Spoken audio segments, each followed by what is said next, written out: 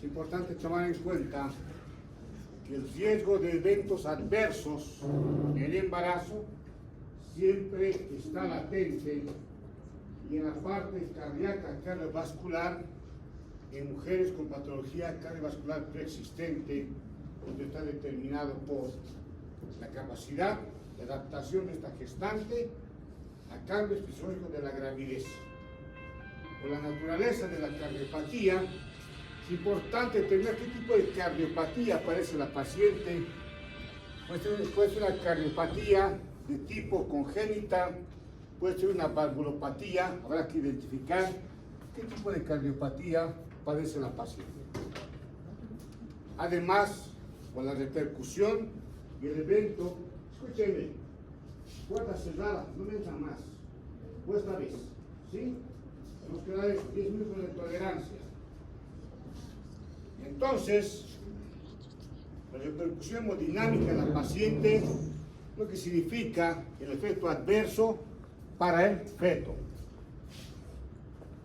Cambios hemodinámicos en la gravidez, en la gestación, en el embarazo.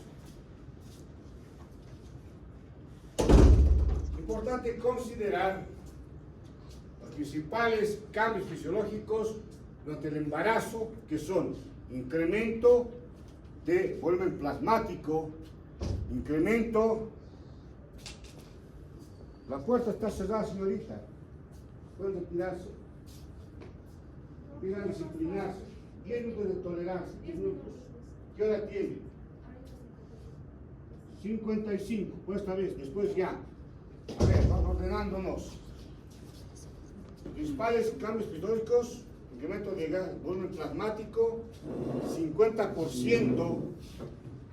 La frecuencia cardíaca está incrementada en el embarazo sin llegar a taquicardia y también incremento del gasto cardíaco. Pero descenso de resistencia vascular periférica, y esto determina un equilibrio hemodinámico en la paciente gestante.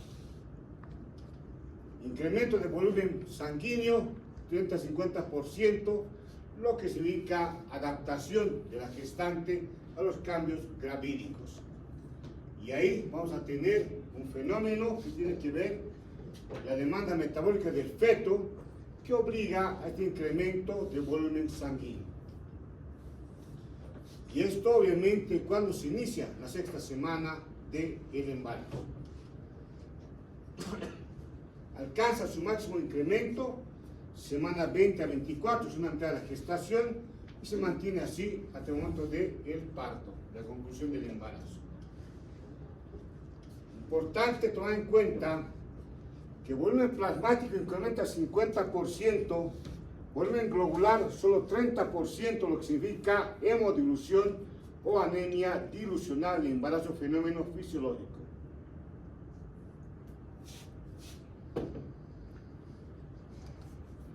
Se produce incremento paralelo del gasto cardíaco, 30-50%. Al inicio de la gestación, este incremento se atribuye principalmente al volumen sistólico, en tanto que con el avance del embarazo, el aumento de la frecuencia cardíaca es un factor predominante en cuanto a la demanda hemodinámica fetal. Cambio hemodinámico en el embarazo, debido a esta hiperdinamia que existe en la gestación, es importante señalar lo inherente a prácticamente todas las mujeres presentan sistema.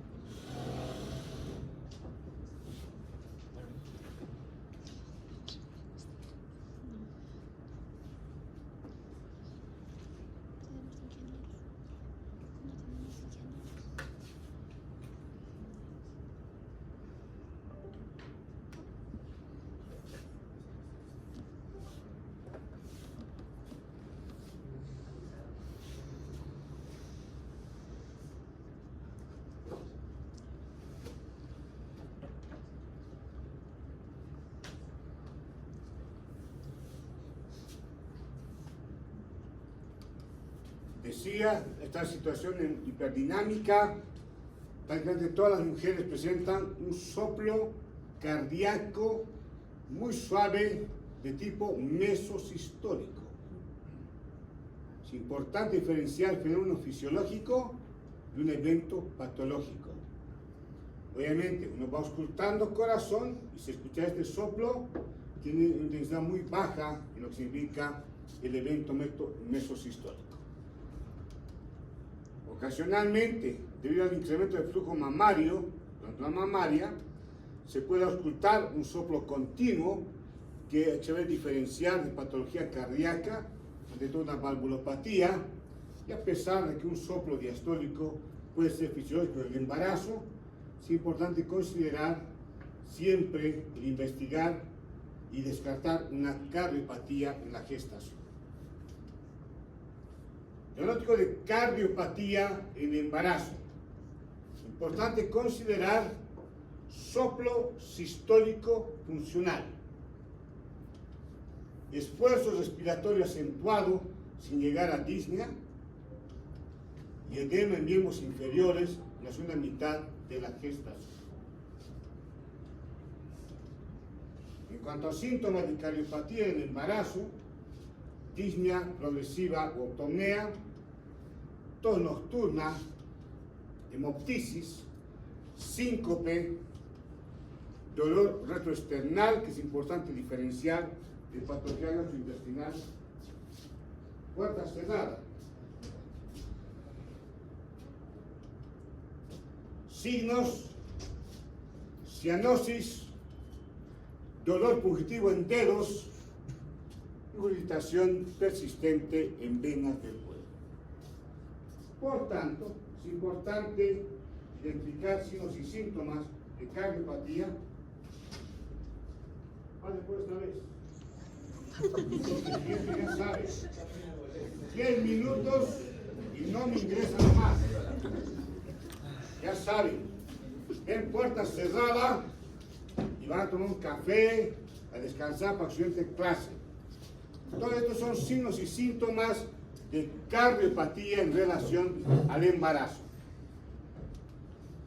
Soplo sistólico en un grado de 3/6 o mayor, llevo de cardiopatía, de cardiopatía en el embarazo. Soplo diastólico de similar forma, pregunta, ¿cómo yo diferencio la auscultación primer soplo de segundo soplo cardíaco? Perdón, primer ruido de segundo ruido cardíaco. ¿Cómo es el primer ruido y cómo es el segundo ruido cardíaco? ¿Cómo diferencia? ¿Cómo es el primer ruido y el segundo ruido? ¿Cómo diferencia? Estamos auscultando corazón, primer ruido, segundo ruido. ¿Cuál es la diferencia? ¿Cómo diferencia?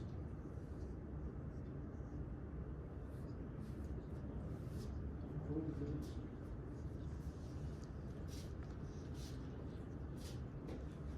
¿Cómo diferencia? ¿Auscultaron corazón de semiología, sí? ¿O fue virtual semiología? ¿Cómo diferencia? No hay segundo ruido cardíaco. ¿Cómo diferencia? ¿Dónde está el foco ahora? Topográficamente, ¿no? No sé si. ¿Dónde? La izquierda o derecho, para externar. Izquierda o derecho. Derecho. Venticuspidio. Derecho izquierdo. El triocuspidio sería quinto.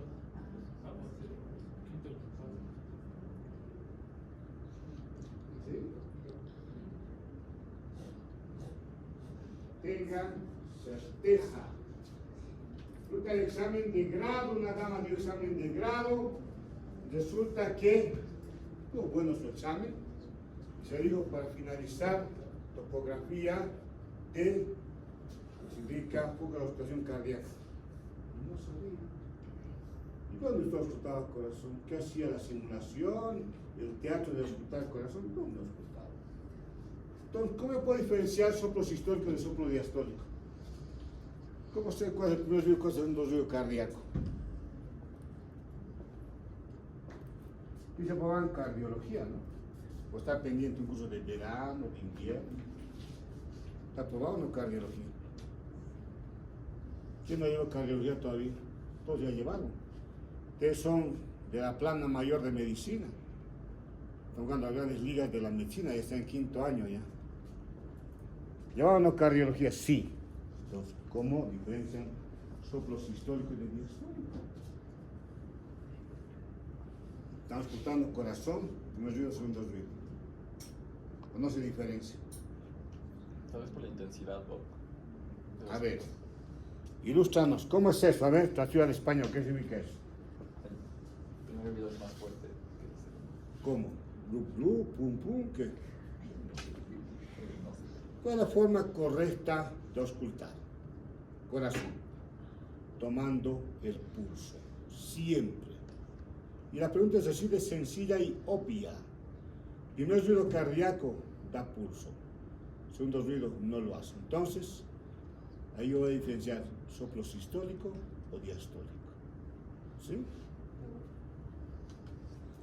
Cardiomegalia, mucho más es paciente hipertensa, hipertrofia del ventrículo izquierdo principalmente. Arritmia cardíaca persistente, desdoblamiento persistente de segundo ruido cardíaco y también criterio de hipertensión pulmonar. ¿Qué criterios hay para hipertensión pulmonar? Disnea, cianosis, ¿qué hay? ¿Cuándo tocamos hipertensión pulmonar? Ya llevaron neumología.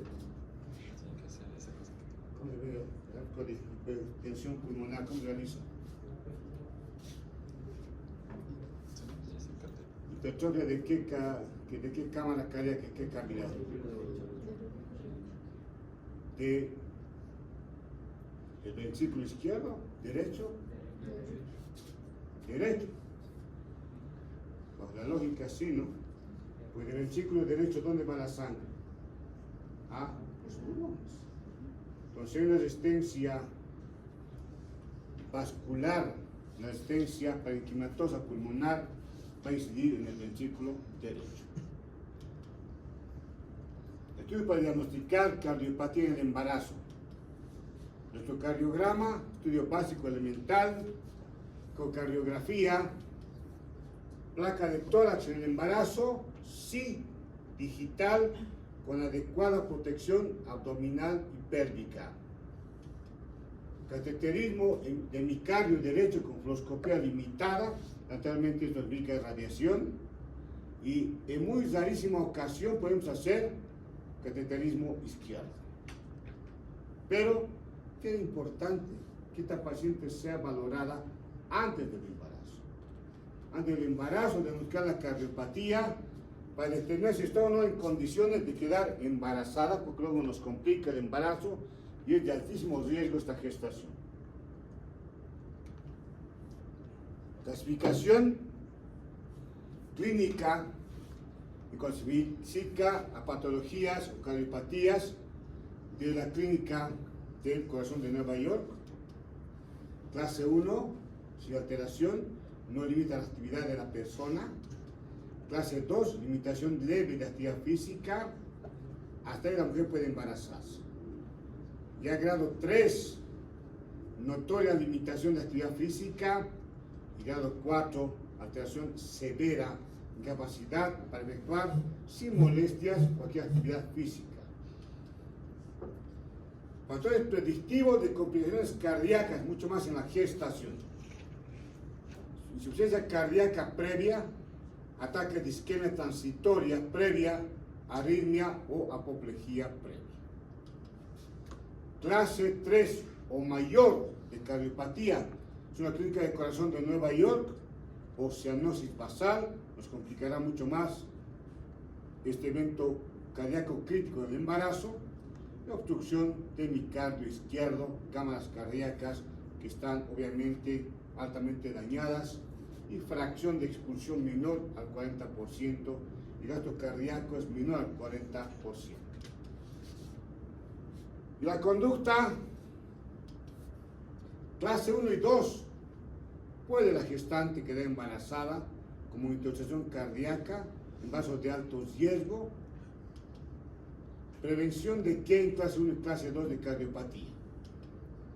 Insuficiencia cardíaca, debo prevenir insuficiencia cardíaca, debo prevenir cualquier proceso infeccioso, sepsis, endocarditis bacteriana, infecciones respiratorias, tabaquismo obviamente, drogas ilícitas.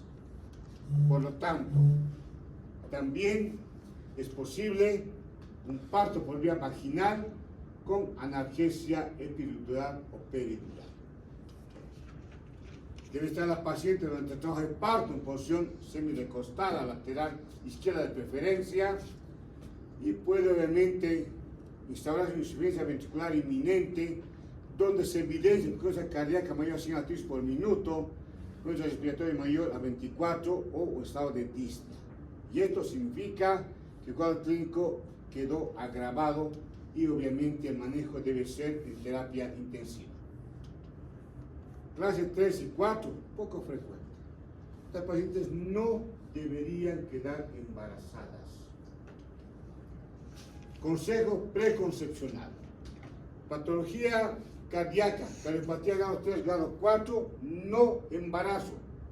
Si queda embarazada, ya hay a partir de una junta médica, ginecológica obstétrica, determinar si este embarazo puede o no continuar con alto riesgo de compromiso y muerte materna. La opción de interrumpir la gestación por indicación médica, pero no debe quedar embarazada. Cardiópata grado 3, grado 4, ¿cómo se cuida? Así nomás, no sea irresponsable, ¿no? Un método anticonceptivo más seguro. Paciente queda hospitalizada, reposo en cama de manera prolongada, analgesia epidural para el trabajo de parto y el parto, donde puede ser vía vaginal, puede ser inducción del trabajo de parto y obviamente la opción a parto vaginal. Si hay indicación obstétrica cesárea, obviamente cesárea. ¿Sí? ¿Una pregunta hasta ahí? ¿Qué es cesárea? ¿Cómo definen cesárea? La definición de cesárea es un tema de ginecología 1. ¿Qué es cesárea? A ver, ¿quién desea ¿quién quiere definir cesárea? ¿Quién quiere definir cesárea? ¿Qué es cesárea? Alumbramiento quirúrgico. Alumbramiento quirúrgico obstétrico. ¿Para qué? Para extraer feto y anexos, ¿a través de qué? Laparotomía e histerotomía. Tipo de laparotomía en cesárea. ¿Cuánto tipo de laparotomía en cesárea? Fan Steel. Incisión horizontal de 12 centímetros de longitud a 2 centímetros por encima del borde superior sin del pubis. ¿Y otro tipo? Laparotomía de Maillard. Pacientes de talla muy baja, con longitud entre ombligo y pubis es muy corta, no sirve mediana, mucho menos Fan Steel. Es una incisión de una espina ilíaca anterior superior a la otra de 19 centímetros de longitud. 5 centímetros por encima del borde superior sin del pubis. Y la mediana infraumbilical. Tipo de histerotomía cesárea. Histerotomía.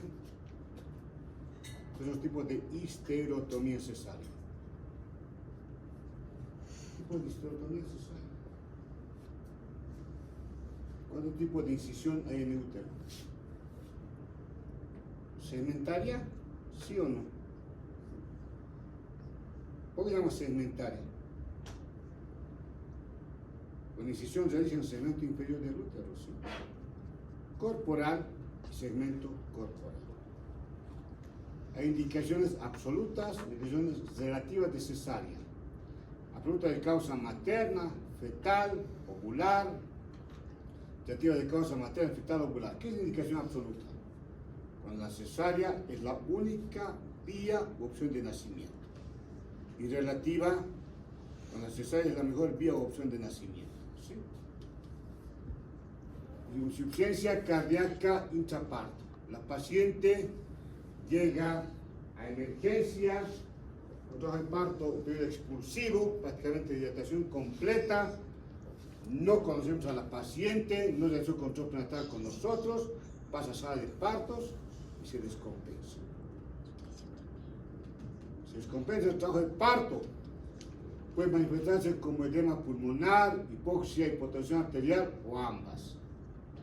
Si no comprende la fisiopatología de la cardiopatía, manejo empírico podría ser grave. La gente puede fallecer. ¿Qué pasó, señora?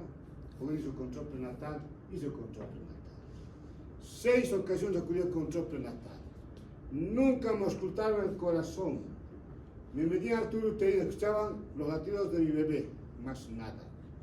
Eso es negligencia médica. Hay que auscultar el corazón. Hay que hacer. O la paciente envió su abdomen a control prenatal. Va completa, ¿no? Y en el puerperio, ¿qué ocurre? Puede haber hemorragia posparto, eso es las 4 T's que bien conocen ustedes.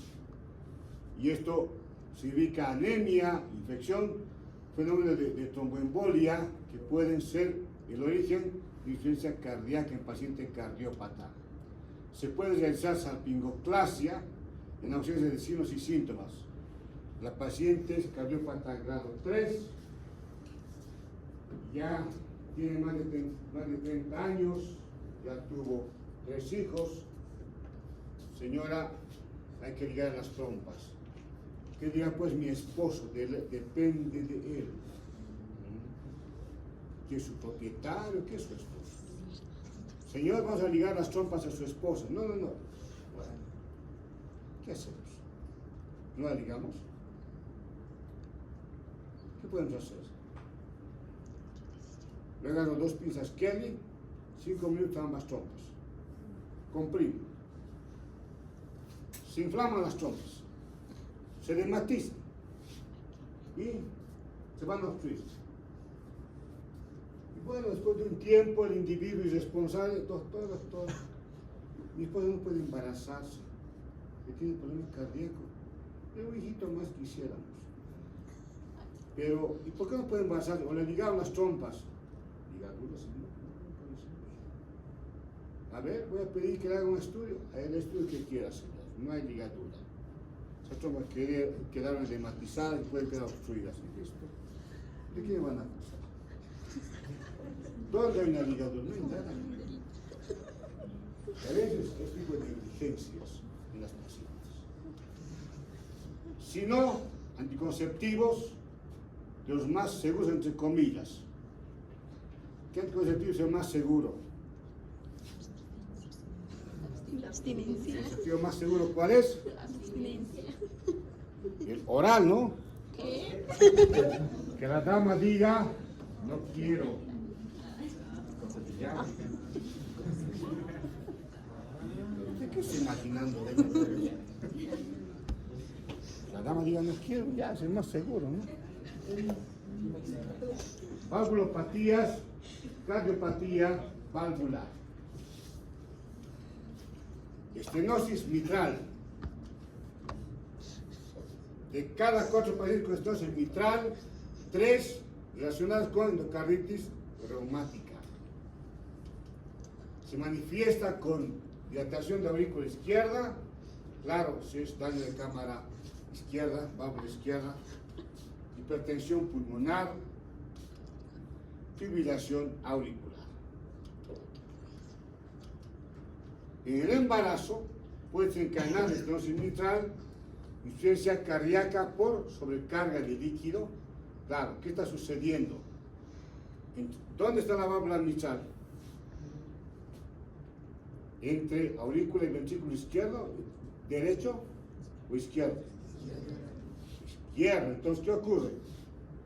Al haber estenosis mitral, la sangre de aurícula izquierda al ventrículo izquierdo no sale completamente. Y hay, obviamente, una hipertensión pulmonar. Y hay una sobrecarga de líquidos. Y esto afecta a quién? A pulmones. ¿Sí? Hay taquicardia, como hay esfuerzo de la cámara cardíaca, arritmias, ¿Y esto en qué va a traducirse? En restricción del crecimiento intrauterino que afecta al feto. Síntoma más frecuente, disnea. Claro, hay un efecto retrógrado de daño pulmonar por estenosis mitral. Y otros eventos, palpitaciones, fatiga, tos y hemoptisis con un área valvular de menos de 2.5 centímetros cuadrados. Está reducida la apertura de la válvula mitral. El pronóstico tiene relación con la capacidad funcional de esta válvula mitral. Y la conducta, actividad física limitada en la paciente gestante, restringir la ingesta de sodio para no incrementar el efecto cardíaco, diuréticos, riesgo-beneficio, no de rutina diuréticos en el embarazo, hay que tener mucho cuidado. Bloqueadores beta, verapamilo o cardioversión en fibrilación auricular. Fibrilación crónica, anestesia epidural, para trabajo de parto, vigilando lo que significa la prescripción de líquidos. De esta forma vamos a evitar una iatrogénica, un edema. ¿Edema de qué tipo? Principalmente pulmonar. Opción de parto vaginal es una buena conducta. Y vamos a lo contrario. Hablamos de estenosis, haremos de insuficiencia mitral. Y acá, piensan ustedes, incompetencia valvular que se produce como consecuencia de alteración anatómico-funcional de la válvula mitral. Permite el reflujo de sangre del ventrículo a aurícula izquierda en la etapa de sístole ventricular. Claro, se contrae el ventrículo izquierdo, de repente gran parte de la sangre sí irá a aorta, pero gran parte de la refluye hacia aurícula izquierda. Las causas: un evento reumático, prolapso de la válvula mitral, dilatación del ventrículo izquierdo con una miocardiopatía dilatada, porque claro, es insuficiencia de la válvula mitral, o de repente una calcificación del anillo de la válvula mitral que no permite un cierre adecuado, o cardiopatía isquémica en edad avanzada. Endocarditis de Lehmann-Shack en mujeres con anticuerpos antifosfolípidos, con o sin lupus eritematoso sistémico, patología autoinmune. Se dilata hipertrofia de manera excéntrica el ventrículo izquierdo, porque tiene que tener mayor potencia para estar sangre al torrente sanguíneo sistémico y sangre que está retornando hacia la aurícula izquierda. Y a partir de aquello, los síntomas son raros en pacientes no grávidas, no gestantes. Se tolera muy bien el trabajo de parto, insuficiencia mitral, porque hay resistencia vascular sistémica reducida. Claro, menor flujo sanguíneo hacia aorta, que resulta en menor regurgitación. Función del ventrículo izquierdo mejora con decremento de la postcarga. Claro, hay menor gasto cardíaco, porque en definitiva también una porción, una cantidad de la sangre está retornando a la aurícula izquierda. Otra valvulopatía, estenosis aórtica, entre ventrículo izquierdo y arteria aorta. Propia del envejecimiento, paciente menor de 30 años con estenosis aórtica, de repente parece una patología congénita o tiene solo una válvula bicúspide, de solo 2 hojuelas. Lo correcto es que tenga 3 hojuelas, ¿no? Hay sobrecarga de presión progresiva, ¿dónde?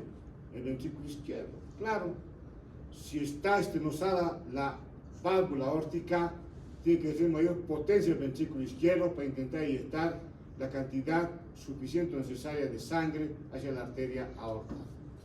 Hipertrofia concéntrica, y si es severo este cuadro clínico, incrementa la presión al final de la diástole, obviamente, porque está haciendo mayor esfuerzo este ventrículo izquierdo para inyectar la sangre. Fracción de expulsión por parte del ventrículo está disminuida. Menor flujo sanguíneo que se envía del ventrículo izquierdo a arteria aorta, lo que se traduce en un gasto cardíaco reducido. Si es moderada la estenosis, puede tolerarse en el embarazo. La severa reduce la precarga y pone en peligro la vida. Ejemplo, riesgo de hemorragia. Acá se tiene que empezar analgesia regional, y acá es importante también considerar el evento adverso que va a significar hacia pulmones, con daño también de la vena cava, que está en relación a toda la circulación sistémica. Menor flujo cardíaco, menor flujo cerebral, menor flujo uterino. Claro, está estenosada la válvula y sale menor cantidad de sangre del ventrículo izquierdo hacia la arteria aorta. Alta mortalidad, y en gestantes asintomáticas no requiere ningún tratamiento. En sintomáticas, limitar de manera estricta la actividad física, tratar cualquier proceso, prevenir procesos infecciosos para evitar una endocarditis. Si persiste este fenómeno patológico valvular, con reemplazo valvular o valvulotomía con derivación cardiopulmonar. Esto debe realizarse antes del embarazo. No debería acudir a la consulta preconcepcional un año antes de quedar embarazada. En casos severos o críticos, reducir la precarga ventricular, mantener el gasto cardíaco. Y esto es a partir de reducir la actividad física y controlar la ingesta de líquidos principalmente. Si es trabajo de parto, analgesia epidural, prevenciones antibióticas si es necesaria, claro que sí, para evitar endocarditis secundaria a estenosis aórtica. Lo contrario, ¿no? Estenosis, hablemos de insuficiencia aórtica, ocasionada por cardiopatía reumática, patología del tejido conectivo o etiología congénita. El síndrome de Marfan, que es una corneopatía, la raíz de la arteria aorta se dilata y resulta en una regurgitación. Claro, sale sangre del ventrículo izquierdo hacia aorta, y por insuficiencia aórtica retorna sangre de la arteria aorta hacia el ventrículo izquierdo. Se dilata y hipertrofia el ventrículo izquierdo en la gestación, ¿sí? Y la función ventricular izquierda mejora, pero con decremento de la poscarga, menor flujo sanguíneo, atorrente sistémico. Se tolera muy bien el embarazo, insuficiencia aórtica, se da tratamiento de insuficiencia cardíaca, incluso reposo en cama, restringir sodio, y en su caso valorar riesgo-beneficio para prescribir diuréticos. Si es trabajo de parto, anestesia epidural con catéter para trabajo de parto o parto vaginal o parto por cesárea. ¿Qué es trabajo de parto? ¿Cómo definimos trabajo de parto? Definición de trabajo de parto: conjunto de fenómenos físicos, químicos y mecánicos que tienen por objetivo la expulsión de feto y anexos desde el interior del útero al exterior por el canal del parto. Eso es trabajo de parto. ¿Y qué es parto? ¿El parto solo es vaginal o puede ser parto por cesárea también? O solo el parto es vaginal. El trabajo de parto es solo vaginal. El parto, solo parto, puede ser vaginal o puede ser por cesárea. Parto vaginal, expulsión de feto y anexos por vía vaginal. Parto por cesárea, extracción de feto y anexos por vía vaginal. En el parto se puede requerir profilaxis antibiótica para prevención de endocarditis bacteriana. Otra valvulopatía, estenosis de la válvula pulmonar, de causa congénita y o reumática en mayor frecuencia que otras patologías valvulares, que otras valvulopatías. Tiene esta relación con la patología de Fallot, síndrome de Noonan. Se ausculta soplo de expulsión sistólico en el foco pulmonar y es más fuerte en la inspiración. Obviamente, ¿dónde está esta válvula pulmonar? Entre el ventrículo derecho y la vena o arteria pulmonar. Vena, ¿no? Es la única vena que transporta sangre, oxigenada o no oxigenada. ¿Cómo es? ¿Qué vaso sanguíneo sale pues del ventrículo derecho? ¿La arteria o vena? Arteria pulmonar. ¿Qué transporta? Sangre no oxigenada. ¿Sí? Y retorna la sangre al ventrículo, a la aurícula izquierda. ¿Por qué vaso sanguíneo? Por la vena pulmonar. La única vena que transporta sangre oxigenada. ¿Es así o no es así? ¿Estamos de acuerdo? Entonces, ¿dónde está esta válvula? Entre el ventrículo derecho y la arteria pulmonar. ¿Sí o no? ¿O dónde está? Yo estoy nominando cardiología. ¿Es así o no es así? Claro que es así.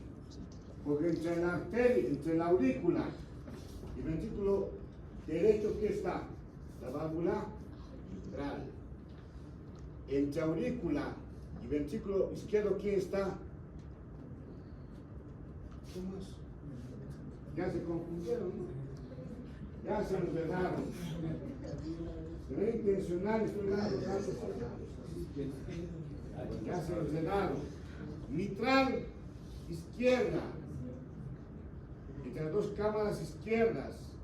Bicuspidia, cámaras derechas. Válvula aórtica, ventrículo izquierdo y aorta. Válvula pulmonar,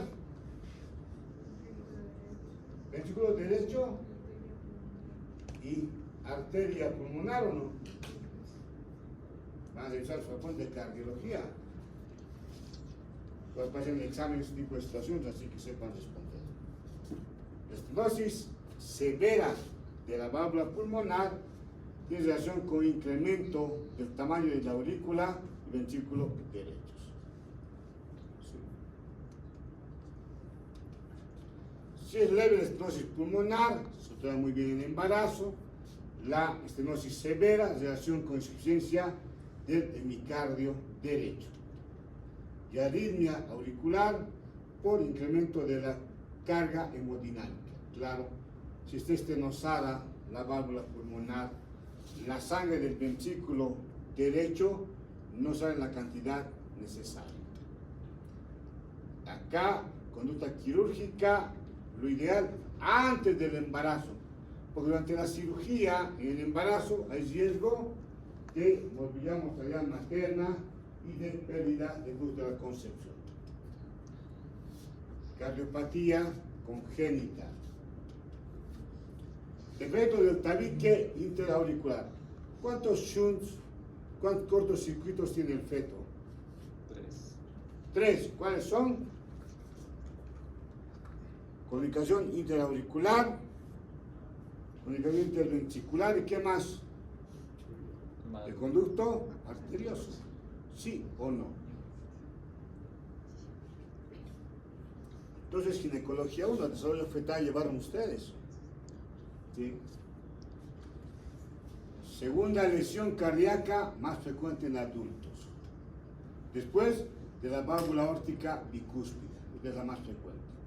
Y sigue en importancia esta. 1/3 de los casos son asintomáticos hasta tercera o cuarta década de la vida. ¿Ustedes en qué década de la vida están la mayoría? ¿Segunda o tercera? Tercera, ¿no?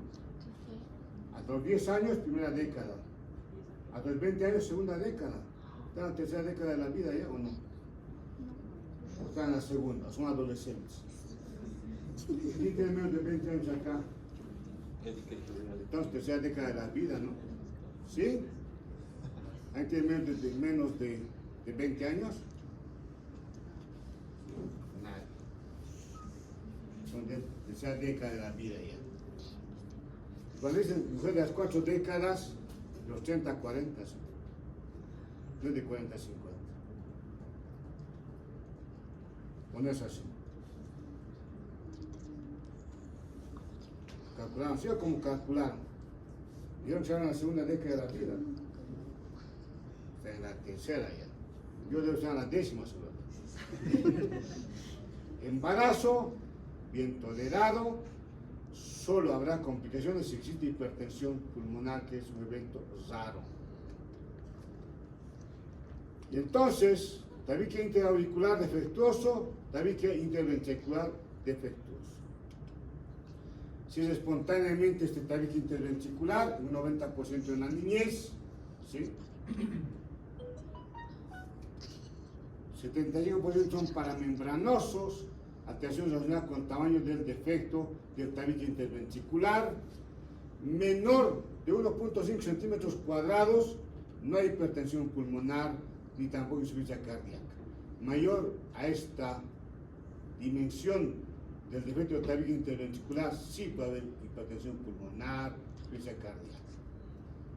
Es mayor que el orificio de la válvula aórtica con síntomas evidentes. En los casos, separación quirúrgica antes que se instale hipertensión pulmonar, pero antes del embarazo, obviamente, no durante el embarazo. Este es un tabique intacto. Y acá está defectuoso el tabique interventricular. Embarazo muy bien tolerado, con cortocircuito de izquierda a derecha. Si hay cortocircuito de izquierda a derecha, ¿hay cianosis? ¿Sí? No. Pasa sangre oxigenada, a corriente no oxigenada. No hay cianosis. A la inversa, sí. Si la sangre del ventrículo derecho pasa al ventrículo izquierdo, sí hay cianosis. A menos que la separación se relacione con un defecto residual del tabique, resulta que se hizo separación del tabique interventricular, pero quedó daño residual, puede instalarse una endocarditis. 15% de la descendencia de esta persona puede tener defecto del tabique interventricular. Y el tercer shunt es el cortocircuito, conducto arterioso persistente. ¿Qué uterotónicos conocen? Al contrario, ¿qué uteroinhibidores conocen? ¿Qué tocolíticos conocen? Está con ese parto pretérmino, ¿qué le van a administrar? 34 semanas de embarazo, está con dinámica uterina. Le van a administrar a la paciente para que no se caiga el trabajo de parto. ¿Qué tocolíticos, qué uteroinhibidores conocen?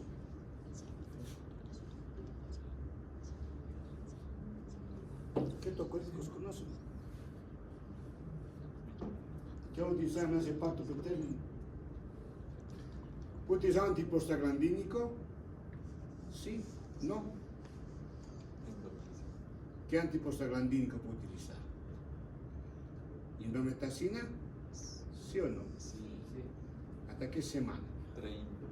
32. Máximo. ¿O qué no después? ¿Qué puede provocar después de la semana 32? Se persiste la comunicación. Si es el prematuro. Sí, así es. El conducto arterioso. Pues ya de una prematuro el conducto arterioso. ¿Qué otro uteroinhibidor conoce? Ritor. ¿Atosiban? ¿Nifedipino? Sí o no. Nifedipino es un uteroinhibidor, es un tocolítico. Cuando digo tocolítico es que va a relajar la musculatura uterina. ¿Sí o no? Nifedipino. Sí. Sí. Porque los casos de calcio son antihipertensivos, sí. Lo paradójico es que no se utiliza nifedipino en pacientes con hipertensión arterial que amenaza el parto pretérmino. Contradictorio, pero es así el protocolo. Entonces, conducto arterioso persistente, consecuencias dependen del tamaño de tu conducto arterioso persistente. La mayoría se separa en la niñez, caso contrario, alta mortalidad para el quinto decenio de la vida, de 40 a 50 años de edad, edad en la que muchas mujeres se embarazan. Puede haber hipertensión pulmonar, insuficiencia cardíaca y cianosis. Y hay una reversión del flujo sanguíneo de la arteria pulmonar a la aorta. ¿Habrá cianosis? ¿De dónde? Sí, porque está ingresando sangre no oxigenada de arteria pulmonar, que lleva sangre no oxigenada, al torrente de la aorta, que tiene sangre oxigenada. Y hay cianosis. Cardiopatía cianótica. Cortocircuito sanguíneo de derecha a izquierda, obviamente. Sangre no oxigenada pasa al torrente sanguíneo de sangre oxigenada, más allá del lecho capilar pulmonar. Lesión más frecuente, tetralogía de Fallot, se caracteriza, saben ustedes muy bien, por defecto grande de interventricular, estenosis pulmonar, hipertrofia del ventrículo derecho y aorta cabalgada que recibe sangre de ambos ventrículos. Tetralogía de Fallot.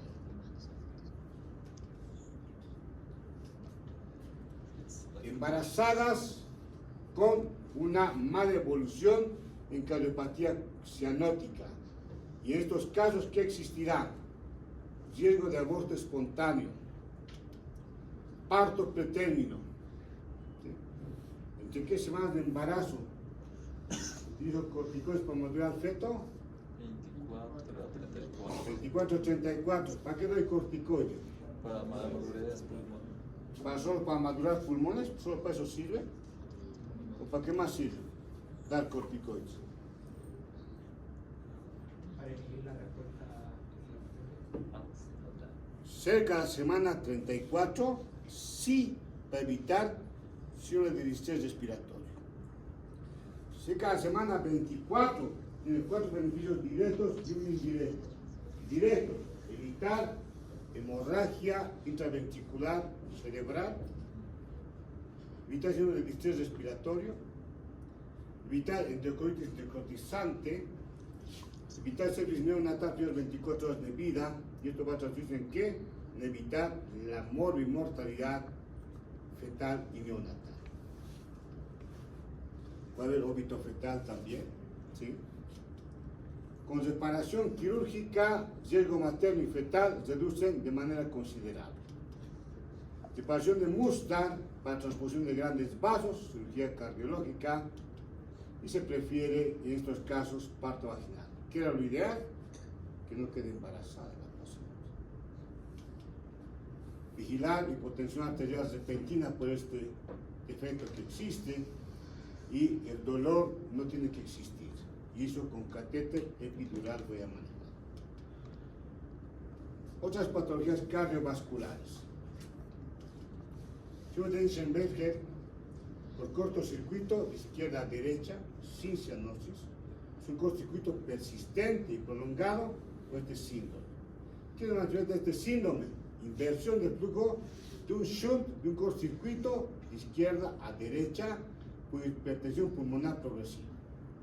Eso que va a determinar desaturación de oxígeno arterial, cianosis central, mortalidad hasta el 50%, y embarazo no debería estar indicado, dicho de otra forma, embarazo contraindicado.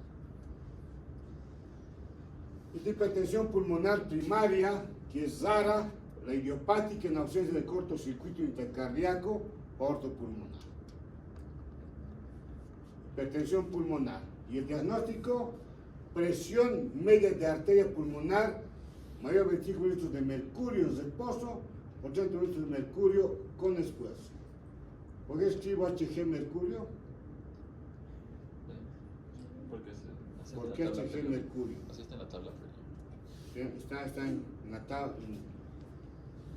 la tabla periódica. ¿Y en qué idioma está la tabla periódica? Latín. En latín. ¿Y en latín qué es mercurio? ¿Y sodio por qué se llama? Natrium. Por natrio. Potasio. Calium. Calium. Y mercurio. Hidrargirium, ¿sí? ¿O no es así?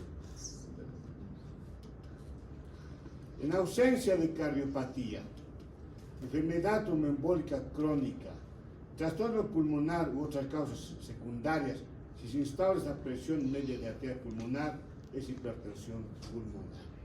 Es una forma de diagnosticar.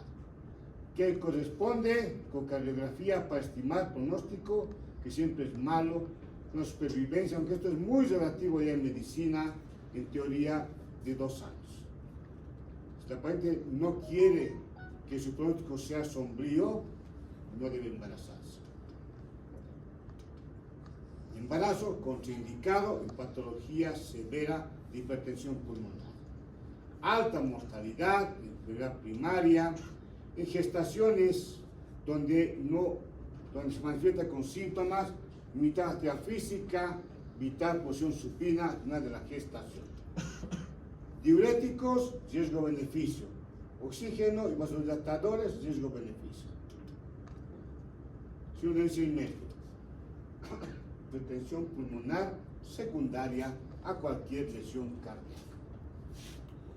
La resistencia vascular pulmonar sea mayor que la sistémica, con un cortocircuito de derecha a izquierda que significa cianosis.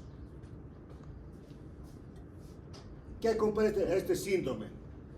Defectos del tabique interauricular, interventricular y conducto adheso persistente. Los shunt, los cortocircuitos, persisten en relación con este síndrome.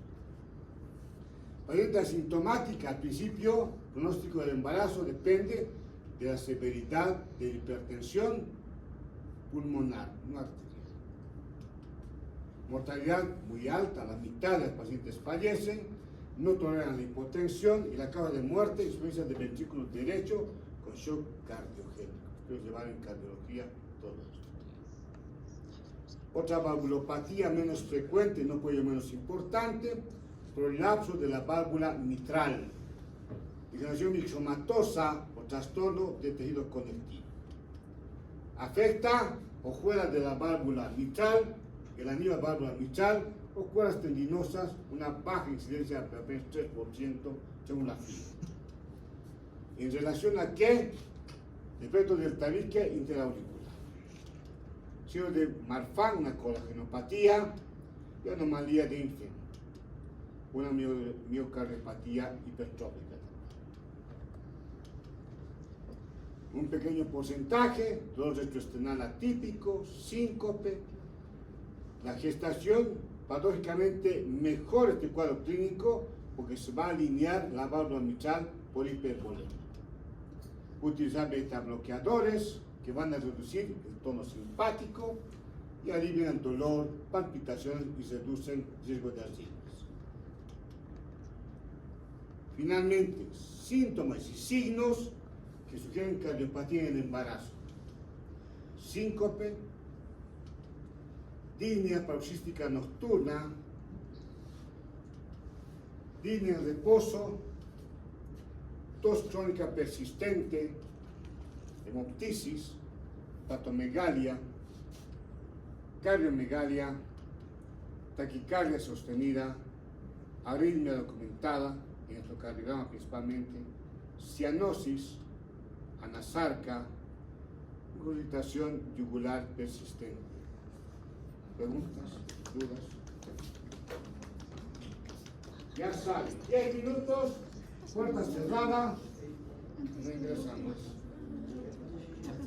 Despierten.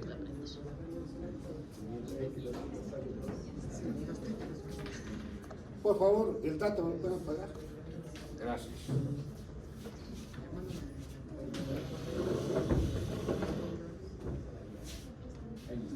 No. ¿Qué? He didn't say anything about that.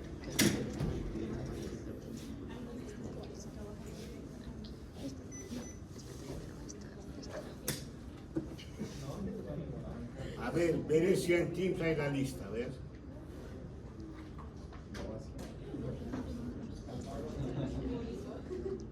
Preguntas, dudas. ¿Se comprende o no se comprende las clases? Tienen que hablar, ¿eh? ¿Sí? Vamos a pasarlo. Yo le hago la misma. Claro, ve y dice primero y el segundo. La carpeta está vacía todavía. Bueno, a ver, mi lista. Bueno, présteme bolígrafo. Es cibernético, esto es estable, ya no utilizan ni bolígrafo ya. Doctor, yo tengo bolígrafo. Aquí está bien, acá está bien, gracias. Gracias. A ver. Daniela Díaz. Presente.